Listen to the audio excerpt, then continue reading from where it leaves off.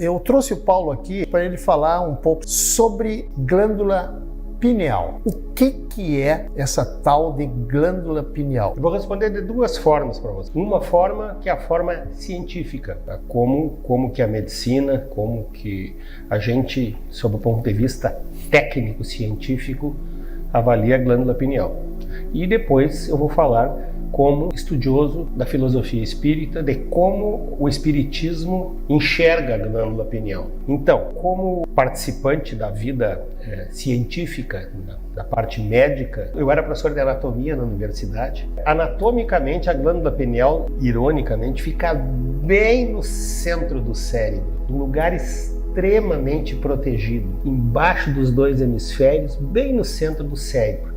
Tem um tamanho parecido assim com um grãozinho de arroz. E no que diz respeito à função anatomofisiológica da glândula pineal, ela participa ativamente na condução dos nossos ciclos circadianos, com relação a nos dá noção da noite e do dia, nos dá noção do sistema de menstruação da mulher, e todas essas coisas estão muito ligadas de luz. A ausência de luz, portanto à noite, faz com que a glândula pineal secrete um hormônio chamado melatonina, e a melatonina vai nos dando um soninho e vai nos induzindo ao sono. É a parte anatomofisiológica. No que diz respeito, se nós formos falar a nível exclusivamente da ciência pura, sem a parte filosófica religiosa, esta é a função da glândula pineal. Então a glândula pineal não teria, que a gente conheça, outras funções que não sejam essas. Mas a filosofia espírita enxerga a glândula pineal como uma glândula que tem a capacidade de ser uma antena, porque ela,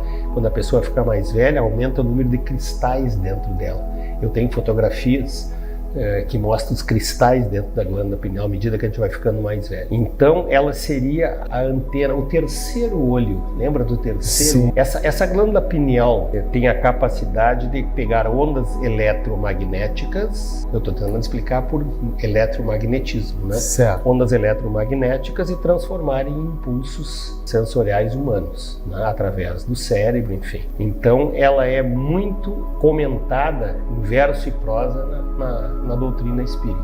O que a glândula pineal tem a ver com a doutrina espírita? Se nós somos espíritas e acreditamos que o espírito é único e imortal, nasceu, foi criado há centenas, milhares de anos atrás, e que nós já entramos na vida física, como nós estamos agora, e saímos dela e voltamos para a vida espiritual, numa próxima vida a gente nasce novamente, né, num outro corpo, e volta a morrer, enfim, né? Faz com que nós tenhamos a capacidade de nos comunicar o corpo físico, a vida física com a vida espiritual. O Kardec veio nos informar a sociedade humana que o espírito é único e imortal. Foi criado há centenas, milhares de anos atrás, né? E que nós, ora estamos na vida física, ora estamos na vida espiritual. Então ele vem nos informar que a morte física não é a morte verdadeira, a morte física é só o retorno para a vida espiritual. Mas também nessa obra do Livro dos Espíritos, ele vem nos informar que nós temos a capacidade de nos comunicar com o plano espiritual. Então, nós da vida física, através dos médiuns, que são pessoas que têm uma capacidade de sintonizar melhor as informações que chegam do plano espiritual, através dos médiuns, então a gente fica sabendo as informações dos espíritos. Quando a gente fala que nós fomos ver o filme Nosso Lar, que é obra do Chico Xavier, que estava encarnado, com o espírito do André Luiz, que foi o que intuiu, foi o que deu a escrita do livro para o Chico Xavier, e ele então fez uma psicografia, e assim foi feita toda a obra do André Luiz. O André Luiz é um espírito. Quem é que fez isso? Foi a capacidade de informação, de troca de informação do plano físico ao plano espiritual. E quem é que é a antena que permite essa comunicação? A antena que permite essa comunicação, dentro do plano e dentro da filosofia espírita, é a glândula pineal. No entanto, eu fui procurar no Livro dos Espíritos o que existe de glândula pineal no Livro dos Espíritos. E no Livro dos Espíritos, escrito no século XIX, não existe esta informação, que existe uma glândula, que é a pineal, que tem esse processo que a gente veio a conhecer bem depois. Então, vamos dizer que nós estamos gravitando é mais do que uma hipótese, é um conhecimento que a gente já traz dos espíritos e faz com que a glândula pineal ganhe o destaque de antena. Vê que eu estou tomando um cuidado todo especial, porque eu faço parte da vida científica e eu não posso pegar uma informação que está dentro ainda do padrão de hipóteses e transformar isso numa realidade provada. Não é uma realidade provada. Certo. A ciência tem se aproximado do espiritualismo, por exemplo, para estudar a glândula pineal? Por exemplo,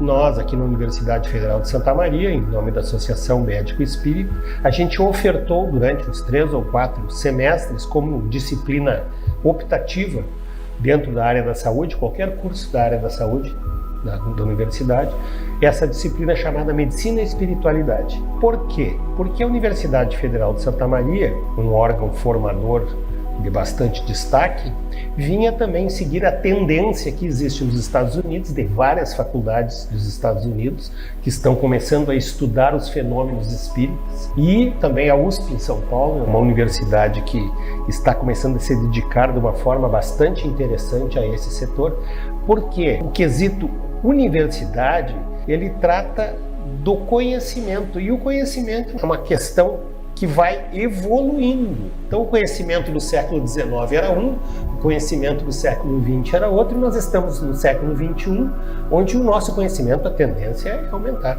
Então a gente já tem visto estudos e trabalhos científicos publicados, com duplo cego, enfim, tudo, que mostram que pacientes que exercitam e têm uma espiritualidade mais acentuada, que têm a fé, eles têm naturalmente uma melhora nas suas moléstias, e eles têm uma capacidade de evoluir melhor as mazelas que a vida nos apresenta.